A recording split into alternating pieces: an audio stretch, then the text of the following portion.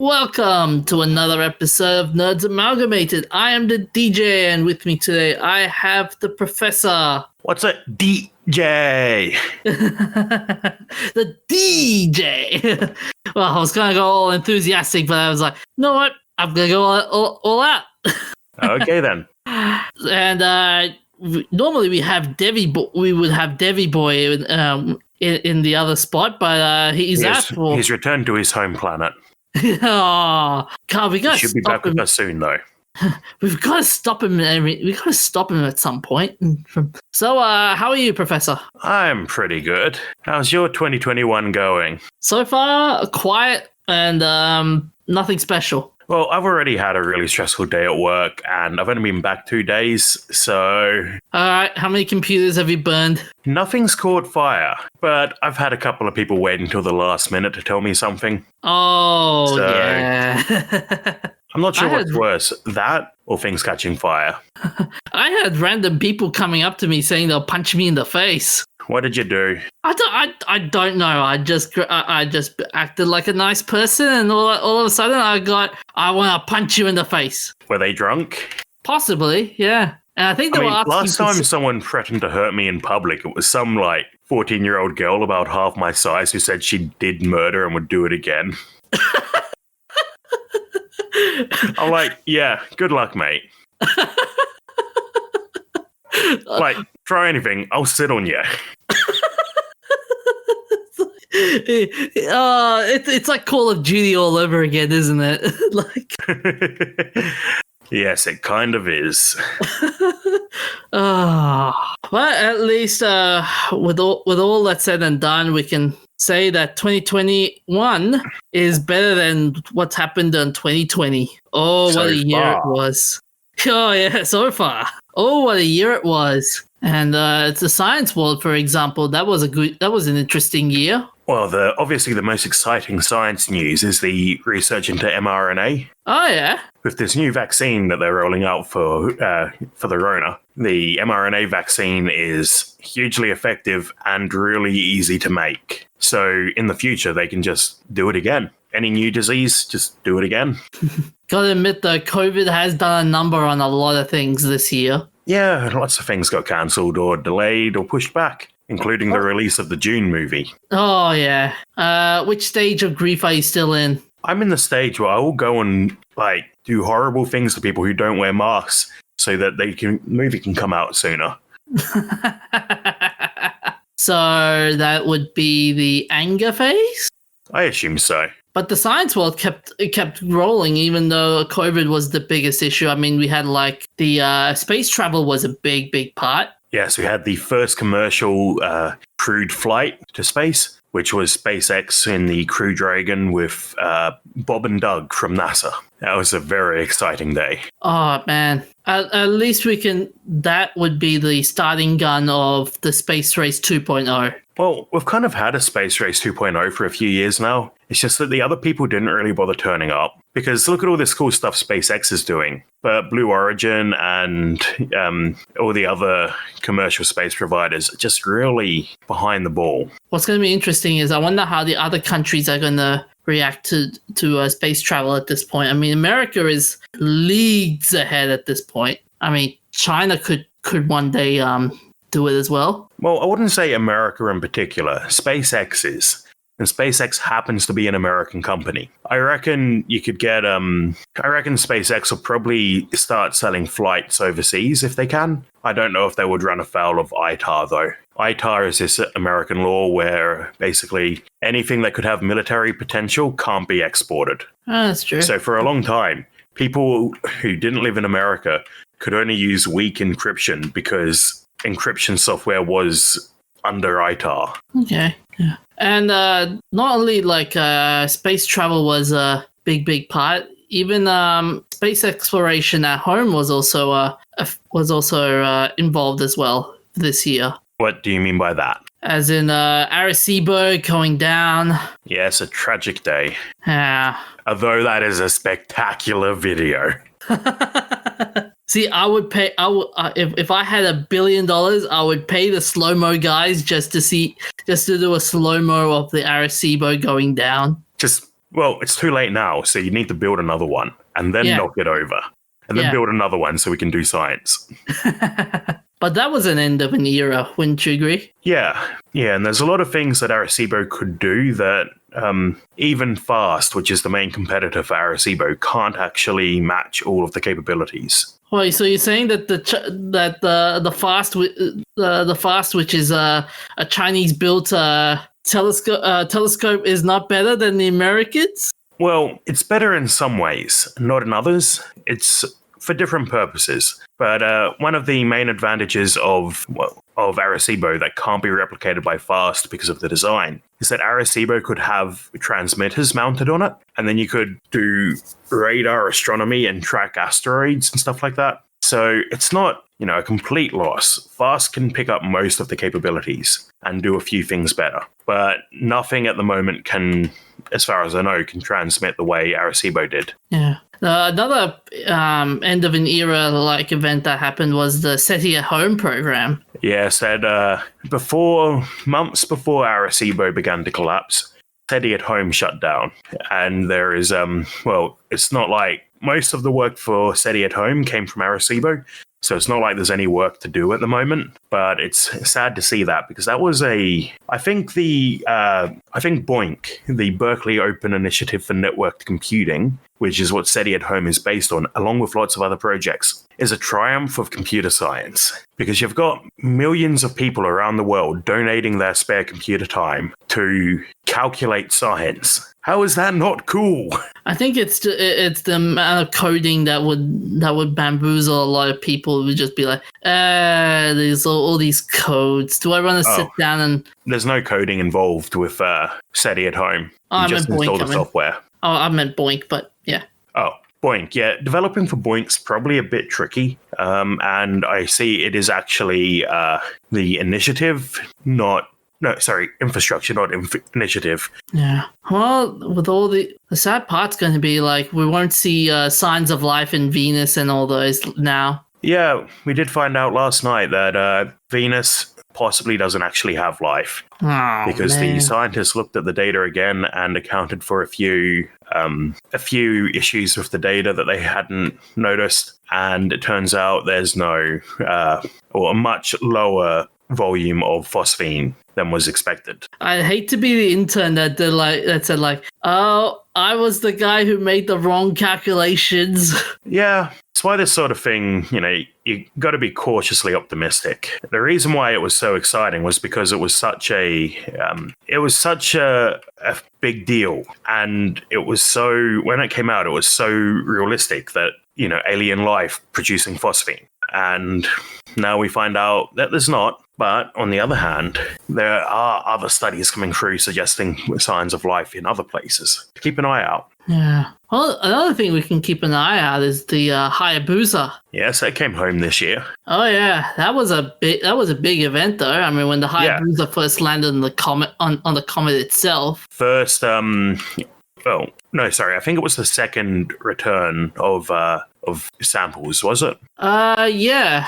The big issue being that you can only bring back a couple of micrograms of samples. So impressive. Not as impressive as it sounds, saying we brought back rocks from Hayabusa. But then you realize, yes, they did. They brought back rocks. Sorry, they brought back rocks from Ryugu. But then you realize they did it from millions of kilometers away. They landed a rocket on a comet and scooped up some rocks and brought them home. I'm waiting eagerly for the results of that experiment. Wait, didn't they already open up the container? Yeah, but they're still analyzing. Okay, yeah, fair enough. This sort of thing will take months. We're still, what was it, the last time we were hypothesizing it would be like some sort of an alien virus? Yeah, like the movie Life.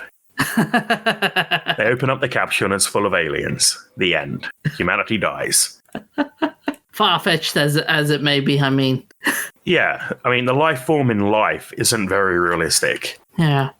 Although, while space was a big place to explore, we also explored a couple of microscopic things as well, like the like DNA on dogs, if I recall. Yes, a study came out this year that found out that man's best friend, the doggy, has been around for a lot longer than people actually thought. Not complaining about that. Dogs are cool. Well, at least we can know that dogs are smarter than cats. Are they, though? I mean, they've lived longer lifespan, you know? Longer lifespan doesn't mean you're smarter. Octopuses only live for a few years, and those are bloody intelligent. Depends which breed, though. It does. But at the same time, I've met plenty of humans dumber than an octopus, so...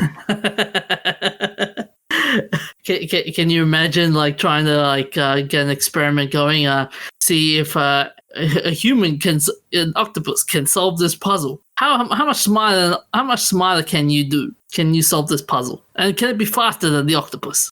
How much smarter can you? That's not how English works. So the octopus has already beaten you there. Dang it. There goes my intelligence chip. No, you're a robot. Can't be an octopus. No. You're an octobot. But yeah, 2020 was, while it affected science in a great deal, it also affected gaming. Yeah, so many games delayed or having their entire source code leaked because people can't work out how to work from home. Although there was there were some reveals along the way, like the PlayStation 5 and the Nvidia chipsets and the AMD chipsets. And there's some major issues going on because nobody can keep their stuff in stock. This was the year of the scalper. Yeah, there's a lot of them out there. I'm not entirely sure it's all scalpers, though. I think it's also a convenient excuse for the new manufacturing process not being up to scratch.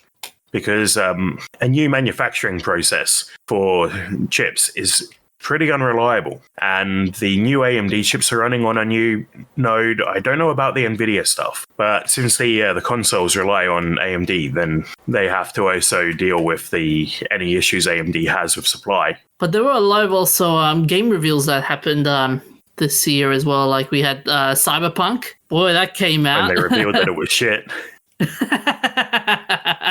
No, it's just doesn't live up to people's expectations. I think once they patch the glaring issues and improve performance, although their management should not be forgiven for lying about performance on last-gen consoles. But once they patch the major issues, I reckon the game will be, not anything mind-blowing, but it'll be competent. Like No Man's Sky. No Man's Sky came out, turned out they lied about the marketing, but 4 years later now, it's actually got a lot of the features they said were going to be in it at launch.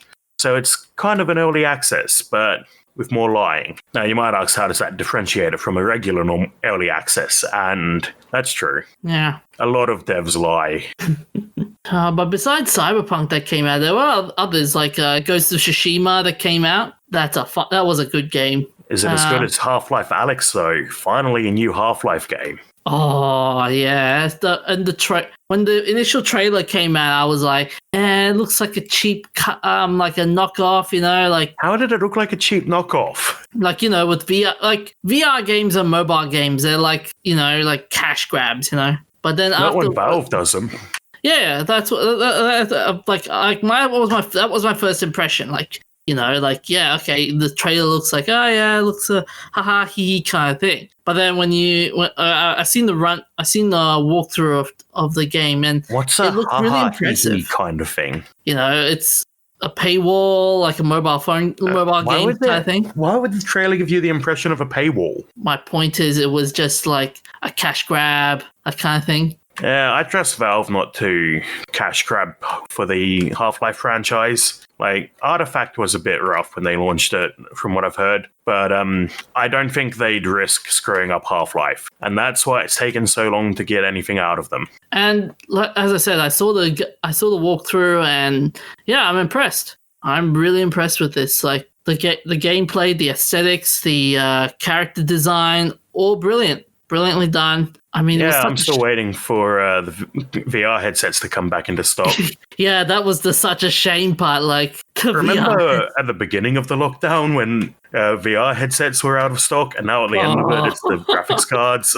Oh yeah, and they gave us a message like, wait for another few more months. Yeah, I think Nvidia especially, because they're having it worse than AMD, just wanted to have a product to release. They didn't want to care about whether they could sustain it. Turns out they can't. What else came out? Last of Us Part 2. And boy, was that a shit show. Yes, very controversial. Yeah, let's I'm told there are good parts. Okay, I will give Druckmann some credit that he took the story to a new level in terms of, yes, this world is a cruel, harsh world, and it's a good explanation of it. But I hated how the execution of it. Like, killing off one of your favorite characters just to prove a message, it doesn't work out. Well, it's by far not the first thing to do that, and it usually works out. Yeah, and not to mention the gratuitous sex scene that was involved in that game. Even though Sony America has made it clear they are not going to involve any sex or pornographic game stuff in their games. Okay. Well, to be fair, Sony isn't Naughty Dog. Yeah. I mean, Druckmann must have pleaded a lot to Sony and to go. I wonder if he lied about the ratings like Cyberpunk did. Oh. They lied. It's come out that the Cyberpunk management pushed them to lie to Sony and Microsoft about being able to get it done on time so that they could get certified for the consoles. Yeah, I heard about that. And then it turns out it doesn't even run on the consoles. Yeah, but I think even though it's Cyberpunk it's doing terribly on the console side of things. PC, it was just, what are you guys talking about? Yeah, well, it's still buggy. From what I've heard, the police AI is particularly bad. Yeah, that's true. But it's not as bad as it is on the consoles. PC Master Race, guys. You want to play Cyberpunk, get a PC.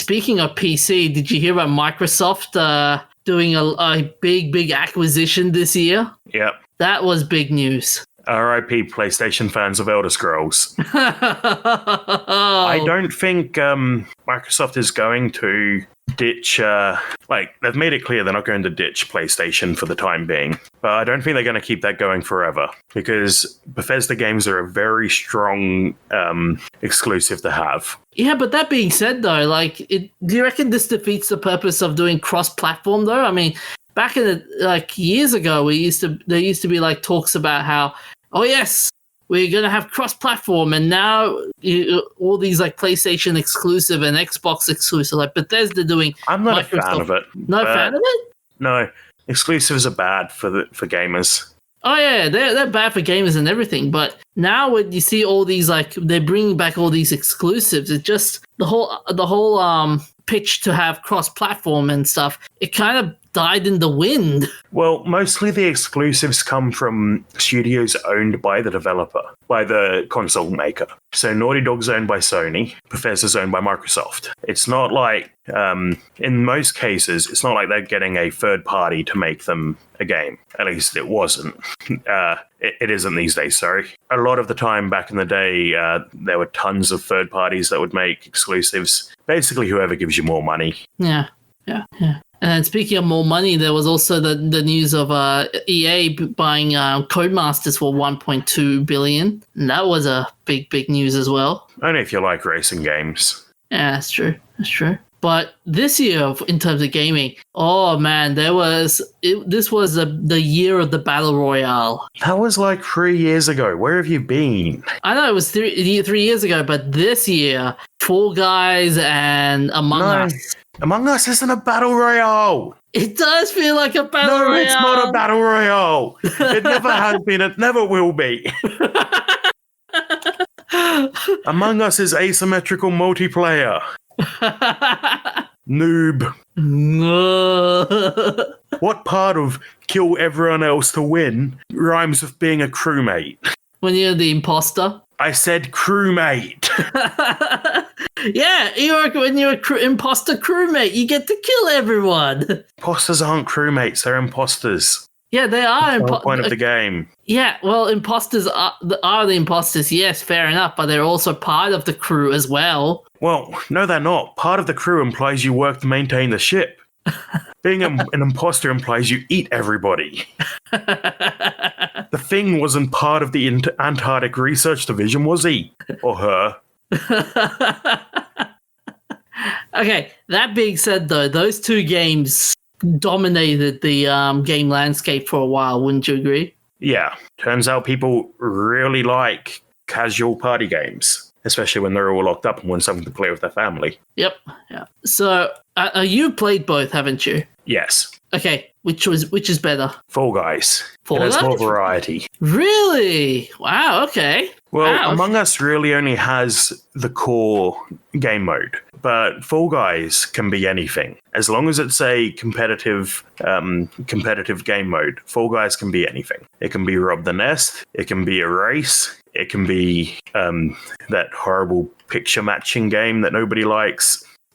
Also, this year was interesting in terms of losing a lot of nostalgic stuff like Farmville going down. Only because of Flash, and there's still the newer Farmvilles available. Yeah, but Farmville. Everyone loved Farmville, the old Farmville. That was fun. And Flash was gone. Flash is dead. Long live Flash.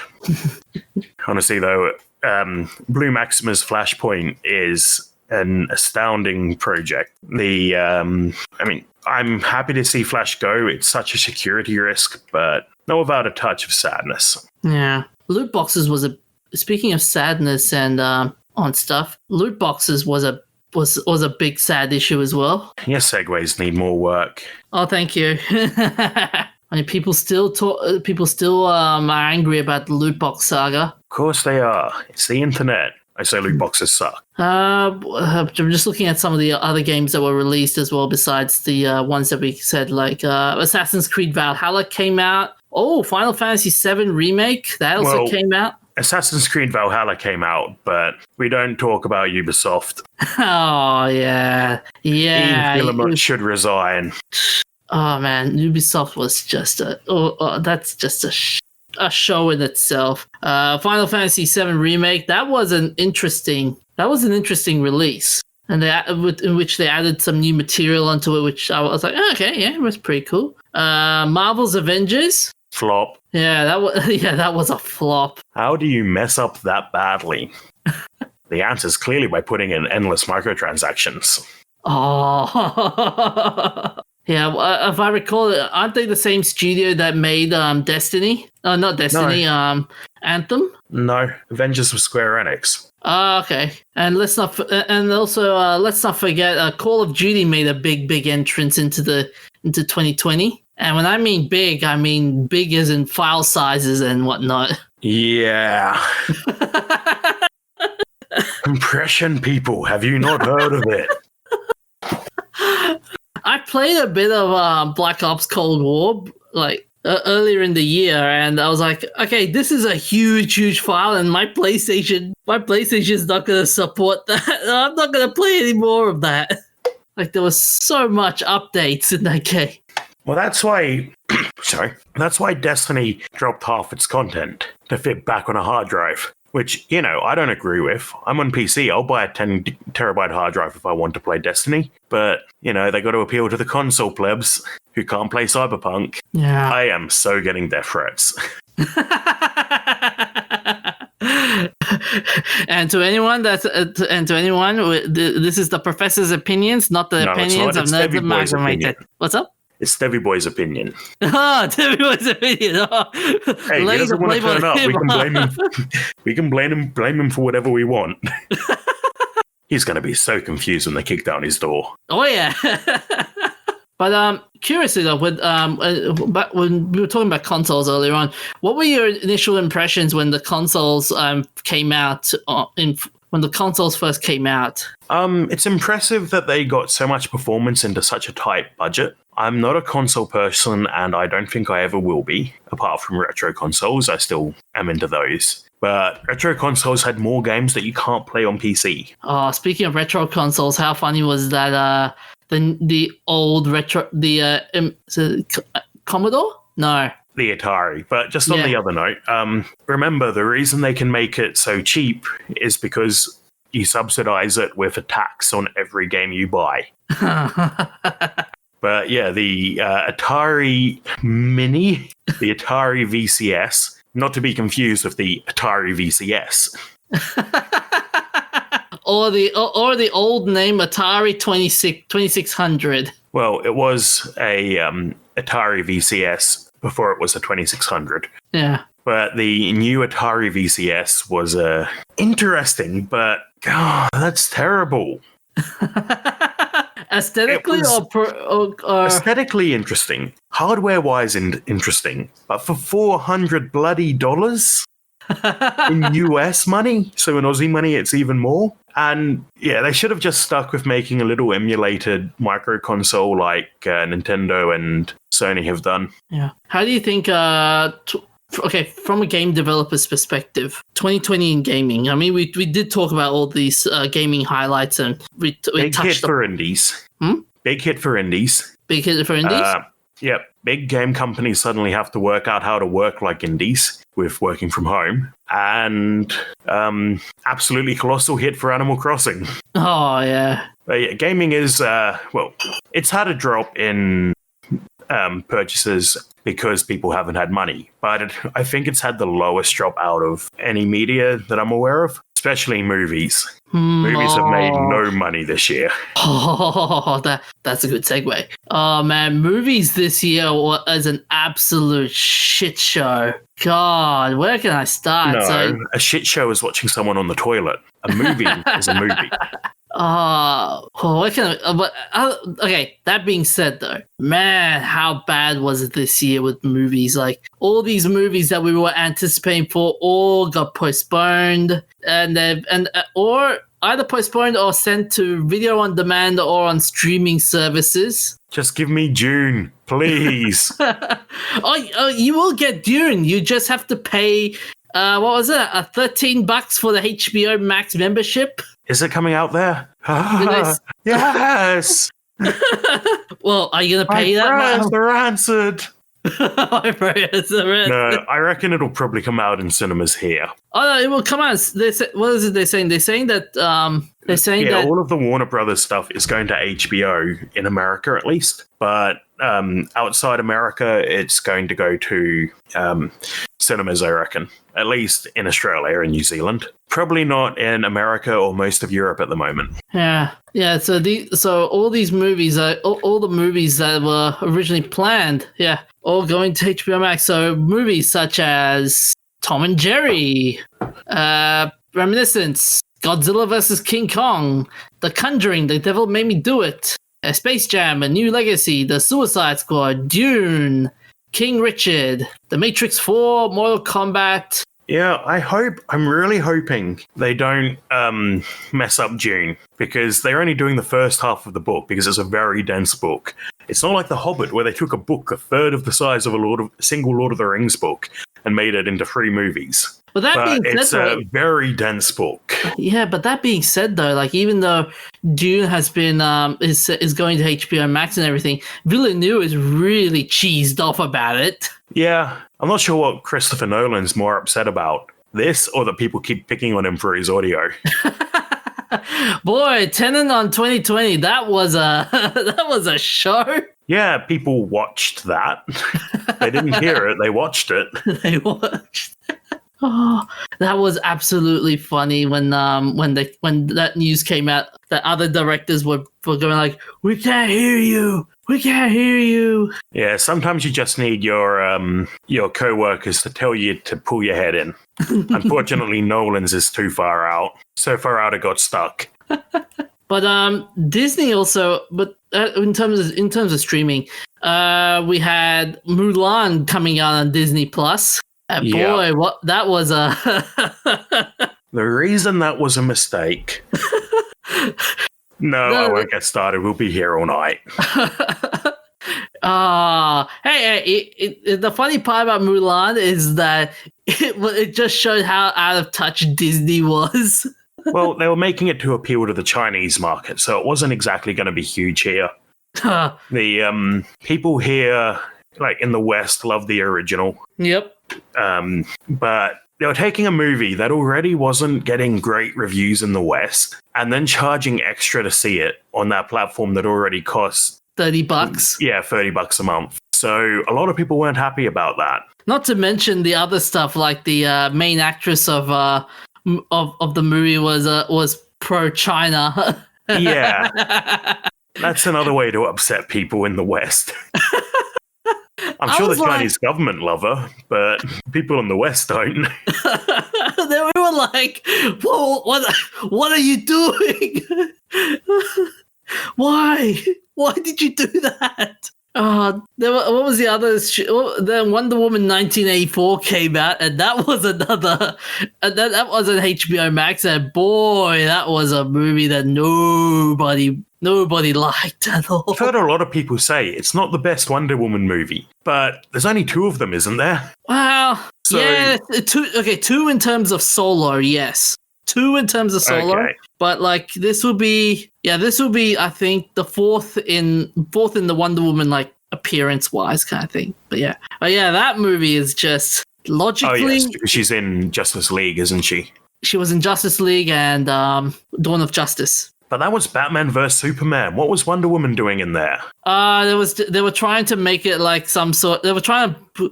They're do trying the whole to Marvel Avengers thing. Before they can Avengers. Yep, that kind of thing. They keep rushing into it and it flops, and they're like, "What are we doing wrong?"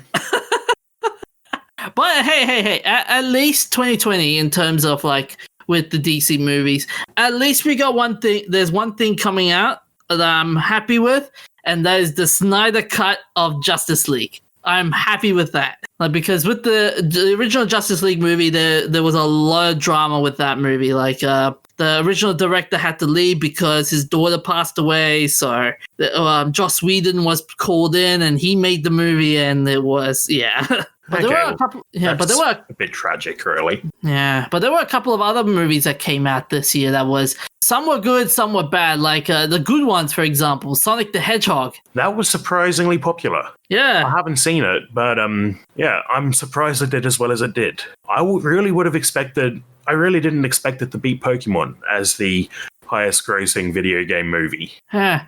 And then there was everyone knows Pikachu. Oh yeah. What's the other? Here's the thing. It reached the highest grossing with 70 million in gross domestic sales, and also is the highest grossing superhero film of 2020, ending the Marvel Cinematic Universe's longest run. Wow. I wouldn't really think of Sonic as a superhero, but I suppose it makes sense. Yeah. But I just love the idea of Sonic coming out of nowhere and wiping off the Avengers from the bestsellers. But at least it did better than Birds of Prey. Oh, that was a very bad movie. I feel like I heard better things about that than I have about Wonder Woman. I don't know. I mean, with Wonder Woman, at least the execution was the message was there. The execution was just, and no, you didn't execute it right. With Birds of Prey, it was just basically watching someone doing a downward slope and crashing, and in the beginning it starts crashing down and continues crashing down until the end of the race. Okay, that sounds like a good thing, right? Like you want to go down the hill to the finish line, right? So you got me there. But still, it was just. It was R-rated as well, so... that's going to cut out, like, a huge part of your audience. Yeah.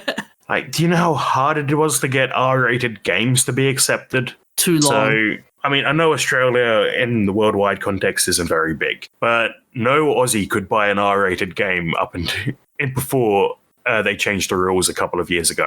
Yeah, and even then they still ban some. Yeah, and trying to appease to the Chinese market as well will be pretty hard. Now that China is becoming the world's largest box office, which isn't hard considering they managed to keep their outbreak under control mostly. Like, it got really bad there for a while, but they got it back under control. Unlike some parts of the world. Yeah, but here's the thing, though, Professor. Like, it's like cheating, you know? Like, it's like cheating in the race. How is it cheating? They realized what was going on and they fixed it. Yeah, but it's like they had an Olympic race and and all the competitors had a stomach bug. You managed to control the stomach bug, and you win the race by default. And I'm really not getting your point here. I'm saying that's a bit like cheating. Wouldn't that be cheating in a sense? I don't think it is. I don't know, man. I don't know. I mean, yeah, it was a bit dodgy of them to cover up that they had an outbreak in the first place, but at least they managed to actually control it. Yeah, I'll give them that. Unlike the laughably poor performance of certain other countries I could name. But we were speaking about streaming services. One streaming company went down in flames very hard. Who? Quibi. Never heard of it. Yeah. Until it went under. Yeah, which probably says something about their advertising. Yeah. Quibi was supposed to be this newfangled streaming service, and then it died. It died in a crashy fire. But another industry that's gone into into a burning heap of fire would be the comic book industry. Man, last year for comic books was hilarious. Well, it kind of makes sense that physical comic book stores are going under because it's like not a particularly bulky product, but every comic store I've been to has tons of back issues, which all take up space, and they're not turning over all of that product every month. So they're basically warehousing tons of stuff. I reckon a more profitable model would be to go the Amazon route and just have a warehouse and ship the comics out from there. Yeah. And it would be really light because you can just put them in an envelope and ship them since they're small. Yeah, but then the problem is though, like comic distributors have been like during COVID this year, distributors were going, nah, we're not doing it anymore. We're stopping sending comics to retail shops. So, although that being said though, the stuff people have written for comic books have been funny though. Like what's the famous one? The New Warriors. Was that the internet gas? Yep. That's not how the internet works, people. Oh, my favorite one was Safe Space and Snowflake. That's the one. Those two. It really feels very on the nose and cringy there. The trailer for that one was so funny to look at. I was just like, nah, buddy, what have you done? like, internet gas is silly, but naming your character Safe Space is just really like, could they not see this coming? like when the trailer first dropped, man, how much was the laughter? Like it got to the point. It's still going, by the way. 5.6k likes, 275k dislikes. Yeah. Calling a character Safe Space when every edgy idiot on the internet is going to go after that, not a smart move. What was it? It doesn't even feel like they're trying. It just feels really fellow kids. Yeah. What else did they have? They had what are the other names? B Negative. And then there's Trailblazer, which is basically her power is a magic backpack. That was the Dora the Explorer one, who actually looks like Dora. What were the other cringy events in comic books? There was the Gotham High, which, oh my god, which is basically your classic soap opera with Batman with Batman in it.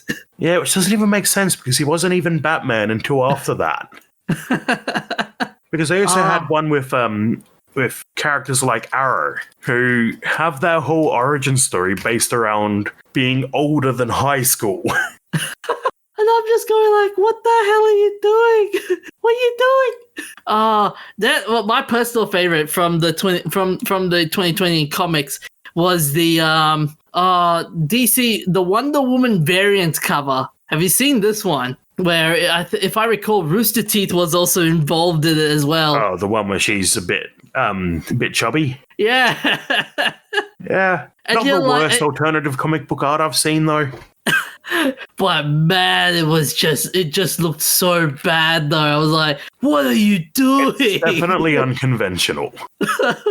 Like you just made Wonder Woman just look like a Karen. No, she didn't look like a Karen. Yeah, really exaggerating the point there. Oh, then I think, and then also recently there was one where it's been revealed that Starfire from the Teen Titans now has a daughter. And my God, the daughter looks so weird. Well, it's comic book art. They never really look normal. Like, you would think, like, from an offspring of aliens, they would be like, yes, she is like her mother, but nope, it doesn't work that way. Yeah, I've just scrolled through. She's not as chubby, like the Wonder Woman one. She's not as chubby as I remember her being, but it is very 80s, which makes sense. Like the high jeans and the rip, and could you get more 80s? Yeah, okay, I'll agree with you on that one. Yeah. But we can cringe and laugh at it. But then but there were some sad moments that happened during 2020 as well, in terms of a lot of famous people that we admire have passed on as well. Yes, apart from all of the 500,000 people, I think, who have died of COVID this year. Some have died from other causes of death. Like, all right, give us a quick rundown. So we've got Chadwick Boseman, Sean Connery, Grant Imahara, Joel Schumacher. Grant's a really tragic one for me. I've got a tab saved of Adam Savage doing a remembrance thing, and haven't been able to bring myself to watch it yet. It's gut wrenching. I think I saw a bit of it, and it was just gut wrenching seeing Adam just sitting there, and it was gut wrenching, man. Ian Holm, Jerry Stiller, Sam Lloyd, Irfan Khan, Max von Sydow, Kirk Douglas, Kobe Bryant, and Gian Bryant, to name a few. It's a bit more than a few, mate. Yeah, but yeah, those deaths were like the biggest hitting ones. So, what Nerdful thing have you done, Professor? I like that pun. I came up with it, just so you know. Well, I watched the Doctor Who Christmas special, or New Year's special. I still call it a Christmas special, even though there is literally nothing Christmassy in it. Even the last one was barely tied to New Year's. It was fun in the kind of way that you don't realise the things that are wrong with it until later, which is more than I can say for some of Chris Chibnall's other episodes. Yeah, but come on, if I remember earlier in the year, you were saying like how, earlier in 2020, you were saying how the season finale of Doctor Who was an absolute pile of rotten bananas. Yeah, a lot of the things. Look, I wouldn't have even minded the Timeless Child thing if it had been done by someone if it had been done better. But I think the story plot line of the Doctor being the Timeless Child, I think it should have been the Master, just to give him an excuse like, that's the trauma that made the Master who he is, being experimented on. But no, it's just the Doctor, and the Doctor's even more special.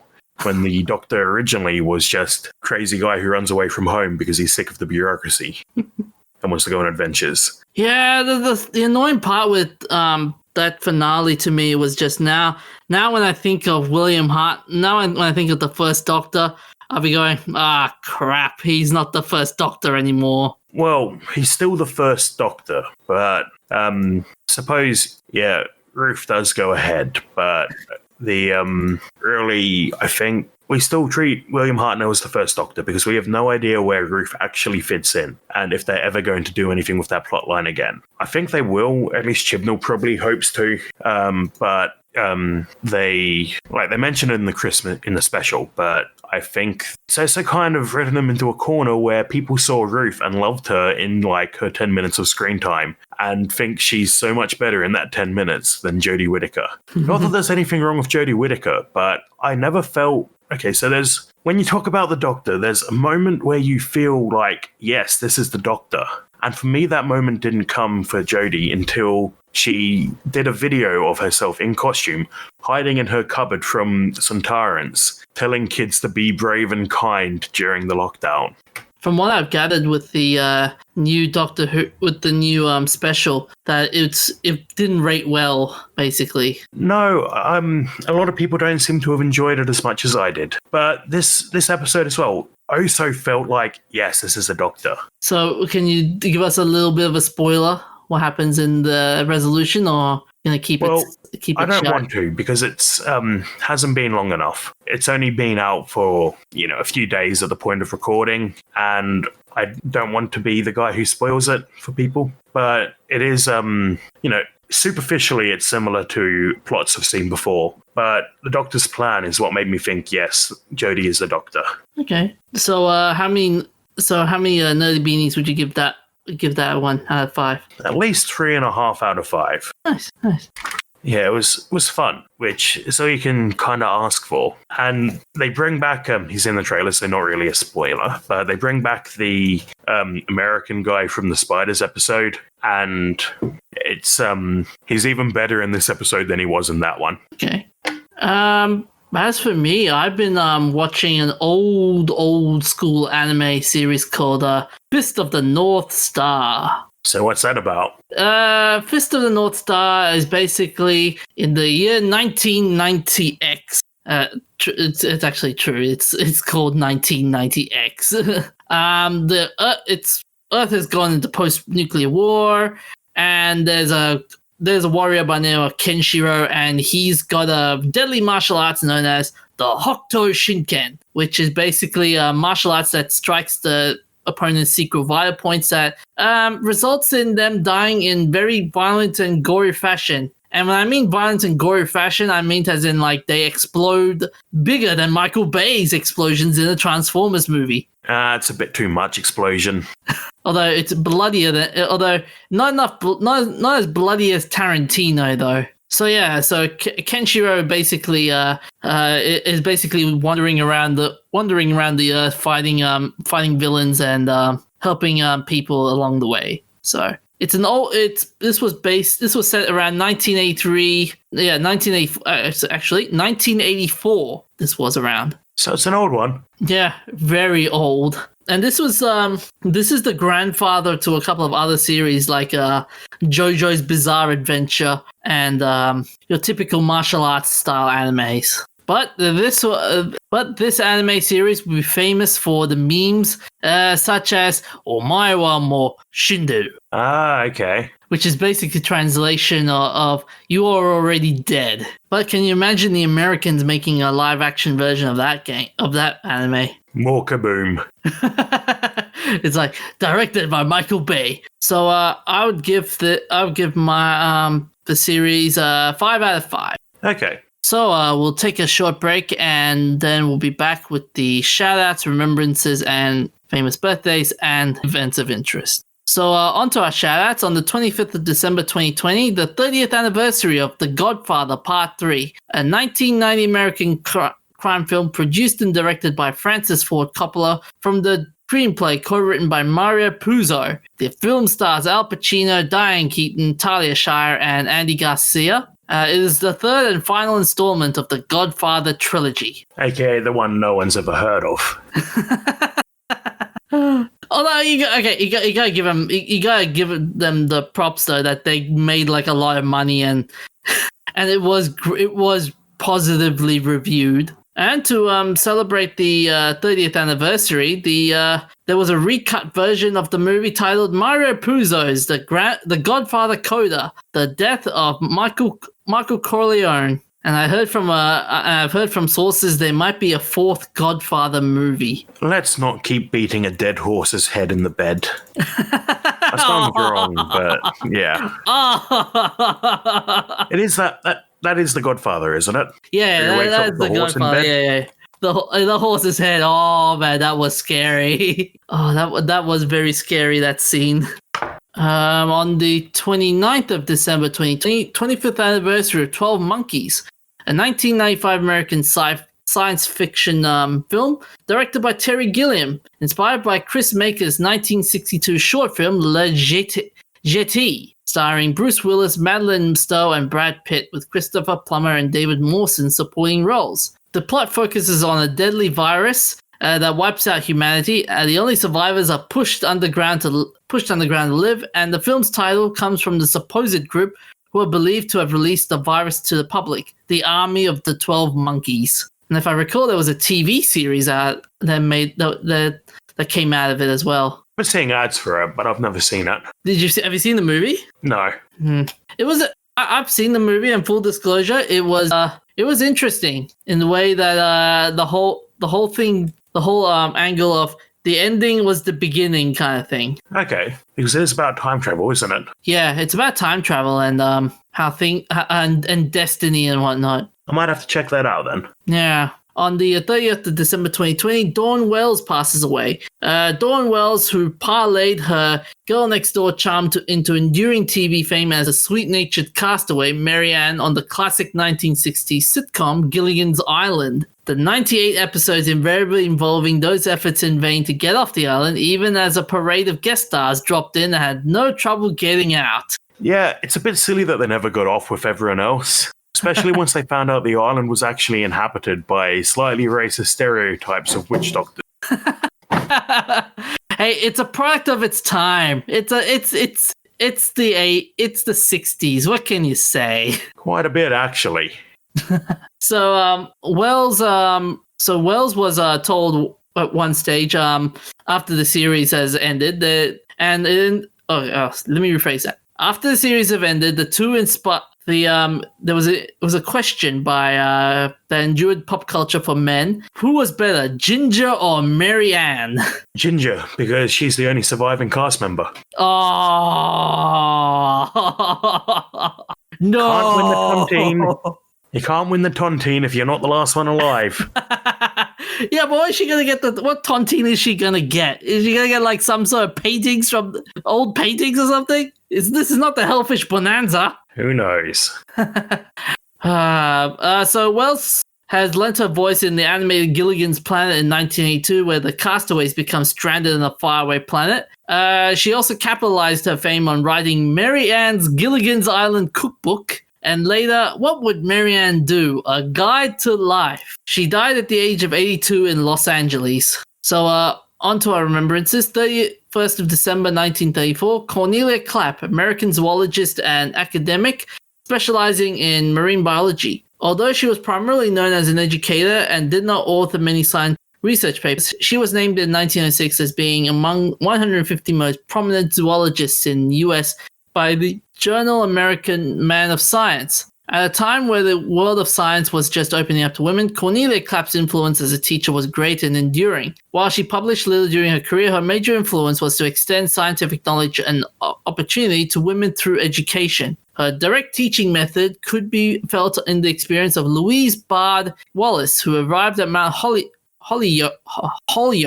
in 1891. Her school principal in Ohio told her, "You ought to study under Dr. Clapp.